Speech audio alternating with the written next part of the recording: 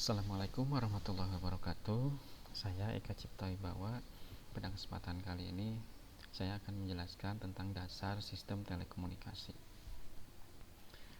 Oke, langsung saja ke pengertian komunikasi. Komunikasi adalah sebuah proses interaksi untuk berhubungan dari satu pihak ke pihak lainnya. Sedangkan menurut KBBI ini atau Kamus Besar Bahasa Indonesia, komunikasi adalah pengiriman dan penerimaan pesan atau berita antara dua orang atau lebih sehingga pesan yang dimaksud dapat dipahami. Komunikasi juga bisa diartikan sebuah hubungan ataupun kontak. Komunikasi memiliki ciri yaitu adanya penyampaian informasi atau pesan, kemudian disampaikan secara langsung maupun tidak langsung, dan menggunakan bahasa atau kode tertentu yang berbentuk visual, suara, atau tulisan. Nah, sedangkan telekomunikasi itu terdiri dari dua kata ya, yaitu tele dan komunikasi. Tele yang berarti jauh, kemudian komunikasi itu hubungan atau pertukaran informasi. Nah, menurut Undang-Undang Republik Indonesia Nomor 36 Tahun 99 tentang telekomunikasi, yang disebut telekomunikasi adalah setiap pemancaran, pengiriman, dan atau penerimaan dari setiap informasi dalam bentuk tanda-tanda, isyarat, tulisan, gambar, suara, dan bunyi melalui sistem kawat, optik, radio, atau sistem elektromagnetik lainnya. Prinsip kerja sederhana sebuah sistem telekomunikasi. Yang pertama, proses komunikasi tentunya diawali dengan sebuah pesan atau message atau informasi yang harus dikirimkan dari individu atau perangkat yang satu ke perangkat yang lain. Kemudian, pesan atau informasi tersebut selanjutnya dikonversi menjadi sinyal listrik, elektromagnetik, optik, analog maupun digital. Proses ini terjadi pada perangkat yang namanya encoder.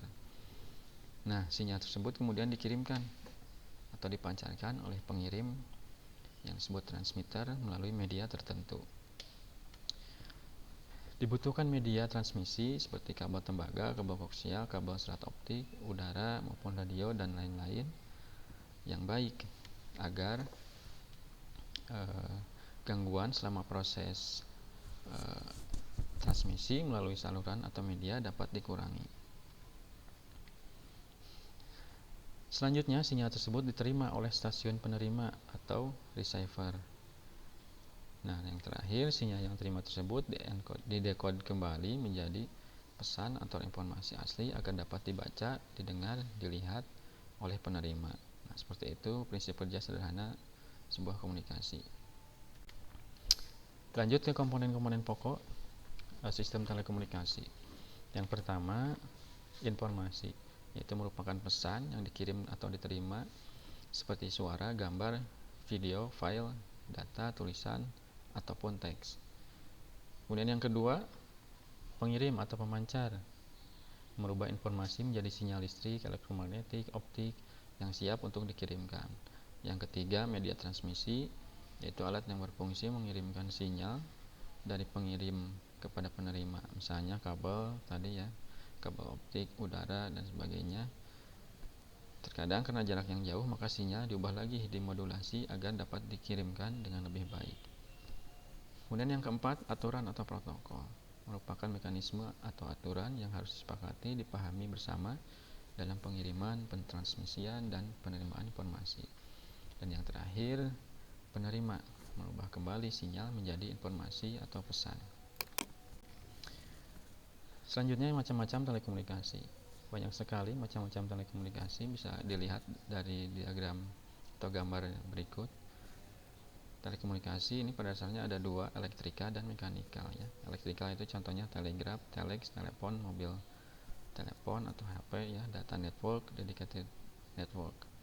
Kemudian mekanikal contohnya pos dan press. Ini contoh gambar telegram dan ini telex ya. Mungkin teman-teman belum pada tahu. Kemudian telekomunikasi itu sendiri dibagi dua ya, ada unidirectional atau komunikasi satu arah dan bidirectional, komunikasi dua arah. Contohnya unidirectional ini press, radio atau TV atau kabel. Kemudian kalau bidirectional itu contohnya ya telepon, ya HP dan sebagainya. Lanjut. Nah, di sini mengapa telekomunikasi gitu ya sangat penting dalam kehidupan sehari-hari, karena peran telekomunikasi dalam kehidupan sehari-hari sekarang ini sangat banyak sekali ya. Yang pertama contohnya di perbankan, penerbangan, transportasi, penjualan, perhotelan, industri, operasional pemerintah, pendidikan, kesehatan, dan lain-lain, masih banyak lagi ya. Jadi semua bidang sekarang tergantung dengan telekomunikasi, apalagi sekarang udah zamannya telekomunikasi berbasis teknologi informasi atau internet. Sejarah telekomunikasi. Nah, sejarah ini tentunya panjang sekali ya, dimulai dari penemuan telegraf pertama kali pada tahun 1850-an, kemudian penemuan telepon, radio, dan sebagainya. Semakin ke sini 2005 sampai sekarang gitu ya, teknologinya sekarang sudah menggunakan ya sistem informasi ya, atau teknologi informasi, di mana internet menjadi kebutuhan dalam suatu telekomunikasi. Lanjut ke standarisasi. Nah, jaringan komunikasi dirancang untuk melayani berbagai ragam pengguna atau user yang menggunakan peralatan dari vendor yang berbeda-beda. Untuk merancang dan membangun jaringan secara efektif, diperlukan standar untuk mencapai interoperabilitas, kompatibilitas, dan kinerja yang diperlukan dengan biaya yang hemat. Agar memungkinkan interkoneksi sistem, peralatan, dan jaringan dari berbagai produsen, manufaktur, vendor, dan operator, maka diperlukan standar yang terbuka.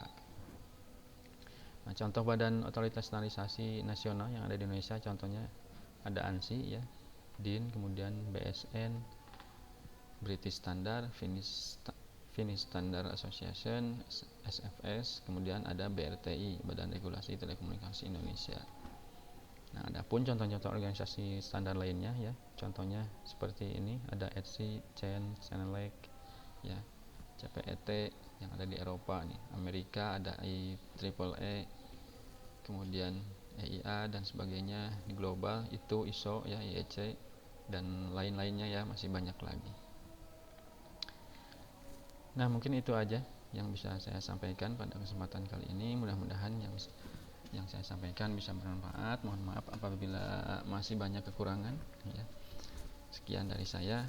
Assalamualaikum warahmatullahi wabarakatuh.